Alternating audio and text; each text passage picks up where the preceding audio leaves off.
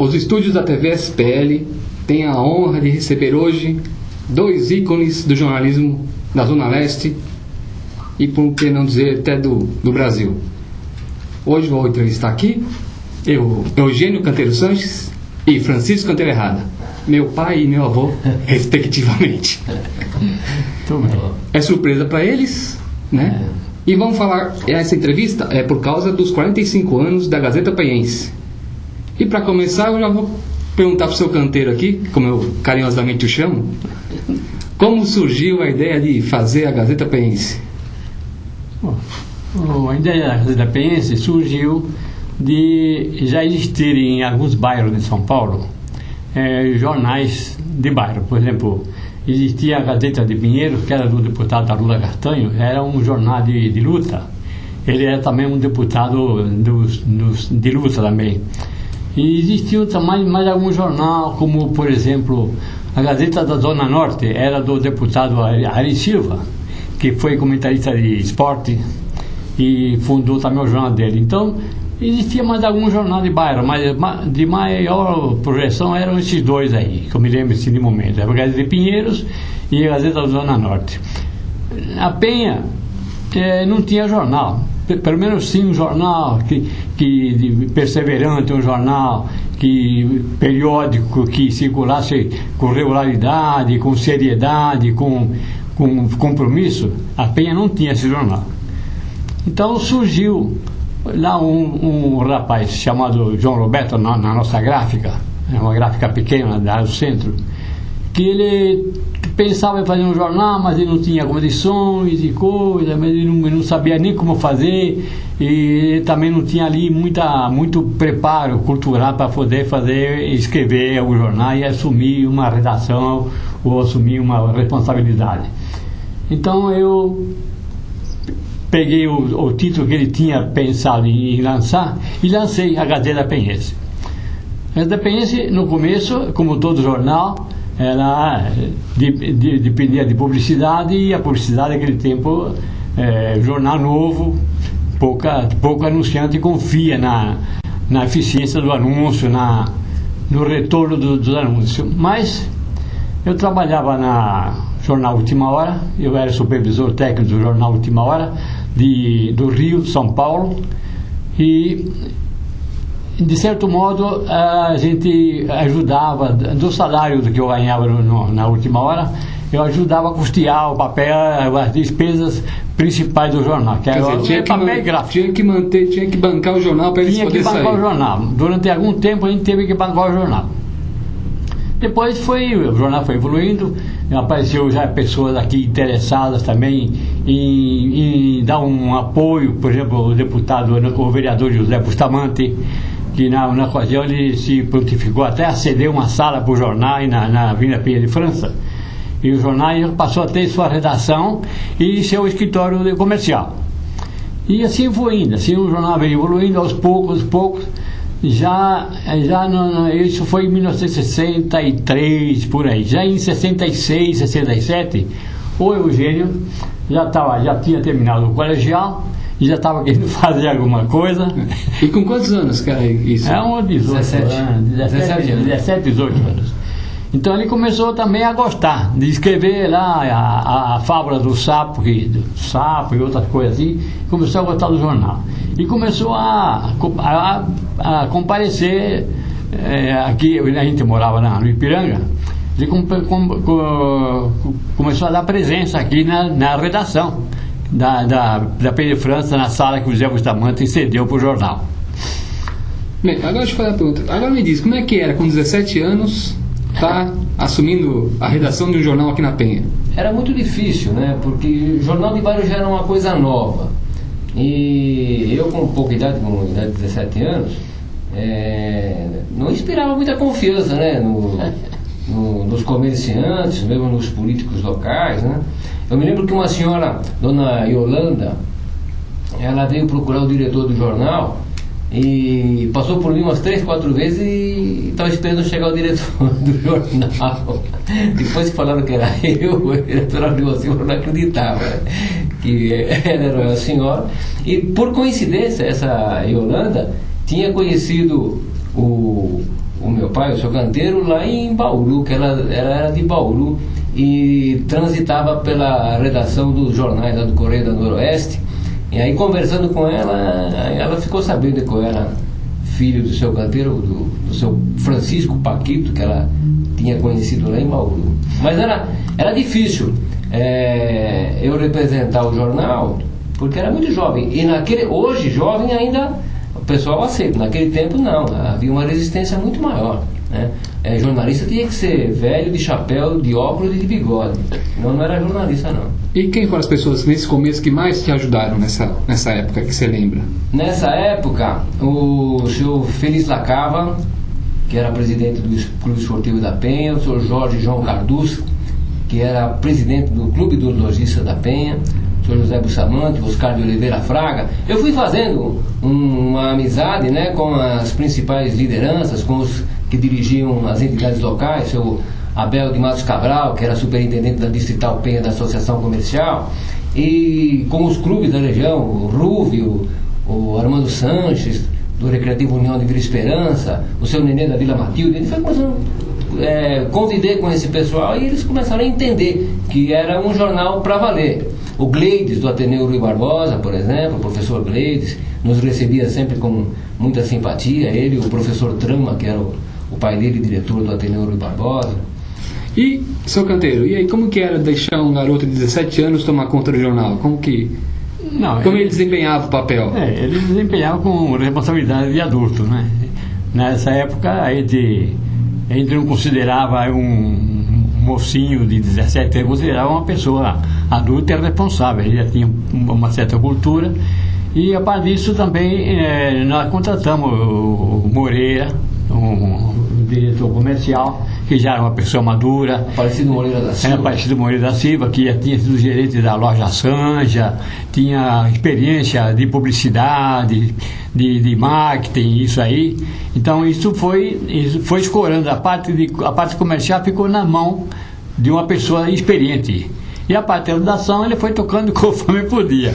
Às vezes ameaçado de levar processo por alguma brincadeira que aí faltava alguma maturidade. Por exemplo, ele tinha uma sessão de piadas. Como chamava a sessão de piadas? Chamava... Primeiro era Mandando Brasa, depois era Fofocas da Marquesa. Era Fofoca da Marquesa. Então, inclusive, uma vez ele publicou uma brincadeira lá, já se falava desses comerciais de emagrecimento que tem hoje. Até hoje. Até hoje tem esses enganadores aí, né? Então dizia assim, fulano e tal, dá um regime, um tratamento que a pessoa emagrece 5 quilos numa semana. Perde 5 quilos numa semana. Perde 5 quilos numa semana. Outra perde não sei quantos quilos, tá? E ele publicou uma brincadeira dessa, dizendo assim, que uma senhora foi consultar o doutor fulano, que ele deu o nome, que foi o mal, né, que foi o erro, né? Foi consultar o doutor fulano e já morreu também. E já saiu do consultório e antes de chegar em casa já tinha perdido 5 quilos. Puxa, 5 quilos, porque ela comprou um pacote de arroz no mercado e o saco furou, foi derramando arroz. Quando chegou em casa não tinha mais. Perdeu 5 quilos de arroz. Comprovadamente. Agora, nesses 45 anos de jornal, qual foi a notícia assim, que mais marcou, que mais vocês podem lembrar, assim, que você fala assim, essa notícia eu lembro e marcou muito para o jornal, para a região, ou para vocês mesmo? Na 6ª ou 7ª edição do jornal, assim, o jornal, quando começou a fazer era um tabloidinho, mas depois nós fizemos um jornal histórico, já com manchete, com tudo. E eu pegava o Diário Oficial do município, onde tinha os debates da Câmara Municipal. As indicações, os projetos, as discussões, e então eu procurava, dentro da matéria do Diário Oficial do município, procurava as matérias de interesse aqui da região, Penha e região. E saiu, houve um vereador, Cid Galvão? Cid Galvão. Ele fez um pronunciamento na Câmara Municipal, dizendo que aí na Penha existia um colégio que estava obrigando os alunos a comprar o material em determinado estabelecimento. E que isso não era, o vereador dizia isso, que não era permitido, porque aí tava uma coisa que os alunos, os pais dos alunos, que deviam procurar onde é melhor comprar o melhor preço para os materiais. E ele fez esse pronunciamento na Câmara Municipal e eu fui, entre aspas, tudo certinho, com cuidado para não entrar em água fria, e publiquei manchete, irregularidade no colégio tal da Penha. Bom, publiquei, fiz o jornal normalmente, como todas as outras semanas anteriores. Quando eu saio, um dia saio lá da última hora que eu trabalhava, o cara me parou e disse: ô rapaz, eu vi teu jornal na televisão. Falei: meu jornal na televisão? Eu vi no teu jornal na televisão. Tem um programa da Gazeta, TV Gazeta, do Maurício Loureiro Gama e o Tico Tico. Eles puseram o teu jornal, saiu na tela, Gazeta Penhense, irregularidades do colégio da Penha. E então ele veio que eles pegaram o jornal. Como foi o jornal foi parado na televisão, não sei, mas o fato é que apareceu na televisão. Aí pra cá o jornal ficou conhecido, porque era uma coisa estranha, um jornal de bairro apareceu na televisão, aparece assim em foco, assim, toda a tela da televisão, Gazeta Penhense, irregularidade no colégio da Penha, tá? Então aquilo foi uma coisa que foi muito comentado. Depois disso, a Associação de Pais e Mestres do colégio procuraram a Gazeta Penhense e quiseram fazer uma retificação, fizeram uma justificativa e tal, e nós publicamos tudo que eles precisavam para tirar aquela imagem que não era do jornal, era do vereador, e o vereador falou aquilo na tribuna. Então, com essa notícia, o jornal ganhou o jornal avançou 5 anos. Assim. 5 anos. Primeiro grande aparecimento do jornal. Primeiro foi na televisão. Foi número 13, a edição número 13. 13, por aí, não era no começo. E para você, qual que foi a principal notícia que marcou, o que você acha? Foram algumas. Quando, na prefeitura do Olavo Setúbal, foi feita a desapropriação para a construção da Avenida Ticoatira, no córrego do Ticoatira. E eu peguei a publicação da lei e dizia que iria desapropriar 80 metros de cada lado do córrego do Ticoatira. E tinha muitas casas, muitas construções, né?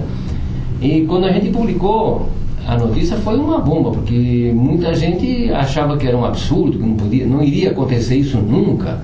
E falavam que nós éramos irresponsáveis, porque muitas pessoas passaram mal, foram internadas do coração, porque iam perder suas casas com a desapropriação. Então foi uma pressão danada, mas a gente estava escudado no decreto de desapropriação daquela faixa toda. Hoje está aí a Avenida Ticoatira, com 80 metros de cada lado, se não 80, 70 por aí, e a avenida aconteceu. E ainda está em construção, ainda está dando confusão lá para frente. Ainda continua dando confusão lá para frente.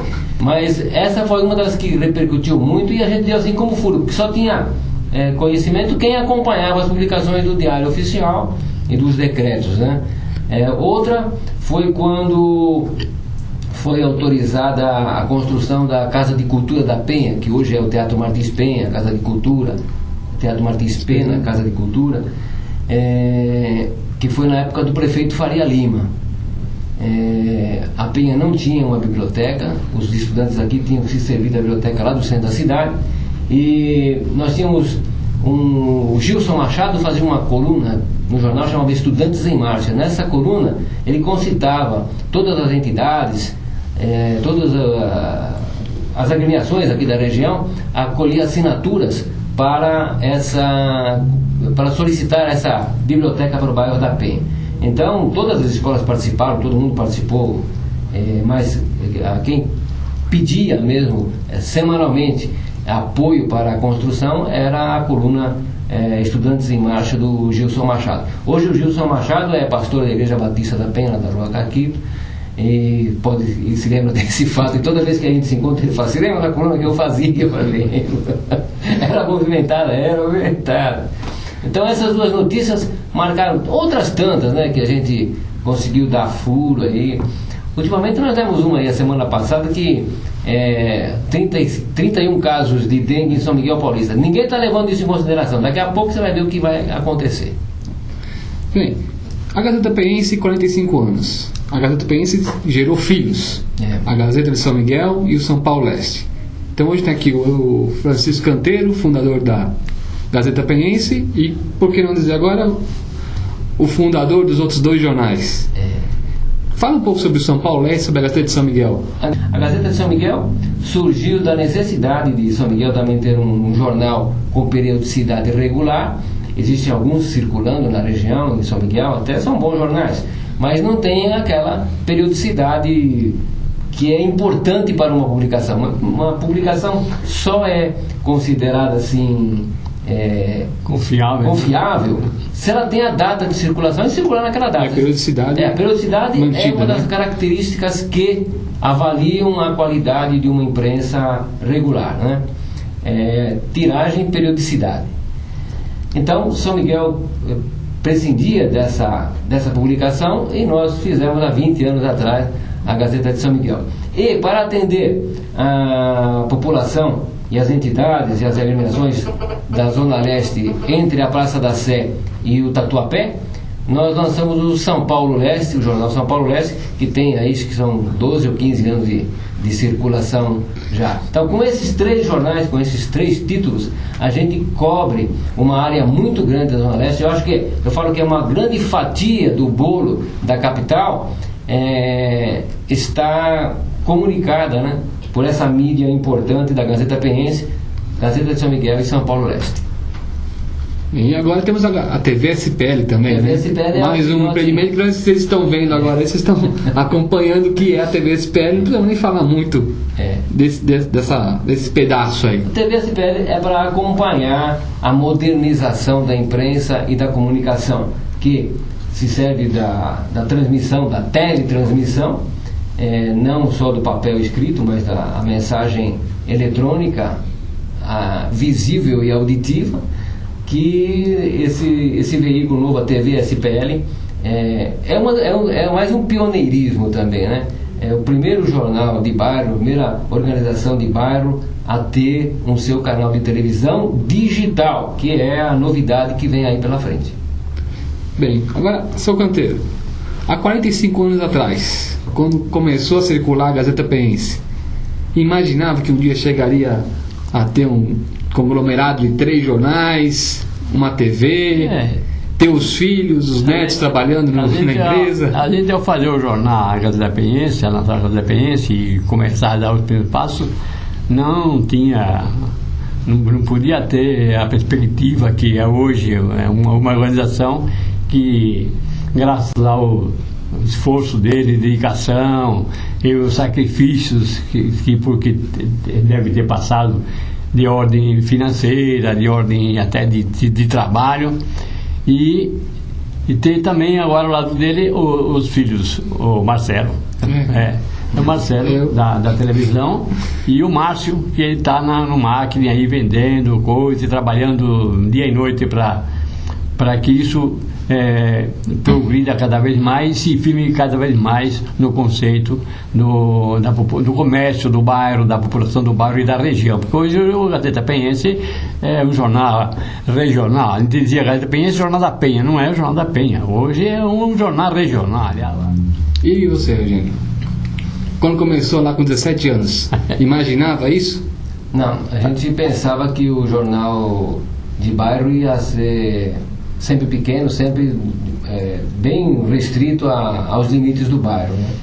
E a gente não foi percebendo que o bairro foi se expandindo, foi se verticalizando também, aumentando muito a população, foram surgindo novas vilas, Cangaíba, Engenheiro Goulart, Vila Matilde, que hoje são muito populosas. Naquele tempo a população era pequenininha, não tinha tanta gente assim, não tinha o número de bancas de jornal que nós temos hoje, né? Mais de 247 da Penha para o fundo da Zona Leste, e tudo isso fez com que o jornal crescesse.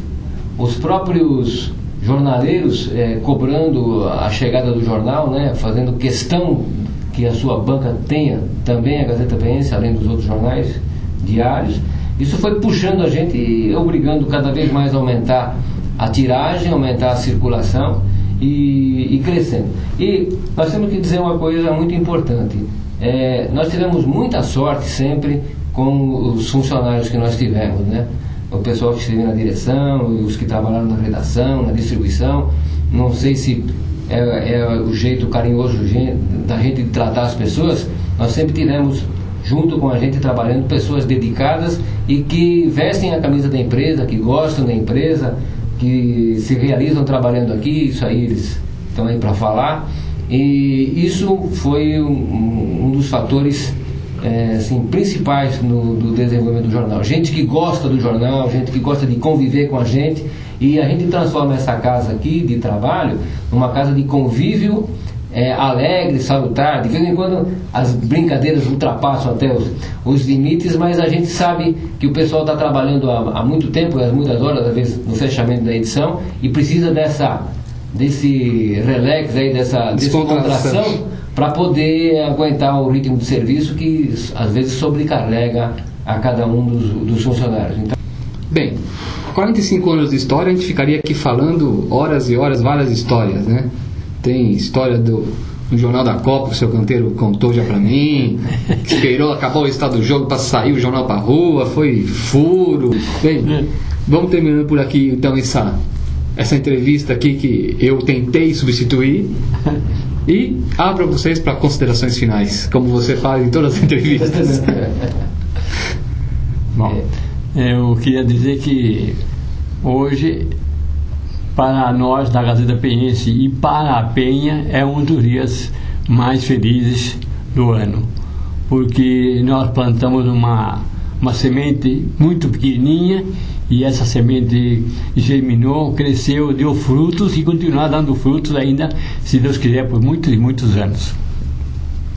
Também agradecer a entrevista, o convite para a entrevista. Eu pensei que eu ia sentar na mesa dele, não, senta na mesa, você vai ser entrevistado. Tá bom. No telejornal, já estou me substituindo há algumas semanas aí, pelas minhas ausências. Então, eu fico contente com isso, né? Porque é sinal que a coisa anda pela equipe só, não por causa de um puxando, não. A equipe faz o jornal circular, a equipe faz o jornal rodar, independente da ausência de um, da falta de um, da falta de outro. Isso é sinônimo de estabilidade e de equipe completa. Então, muito obrigado pela oportunidade. Todas as vezes que for convidado, estou à disposição. Bem, pessoal, vamos terminando por aqui. Espero que vocês tenham gostado, e até a próxima semana com o apresentador Eugênio fazendo a entrevista. Obrigado.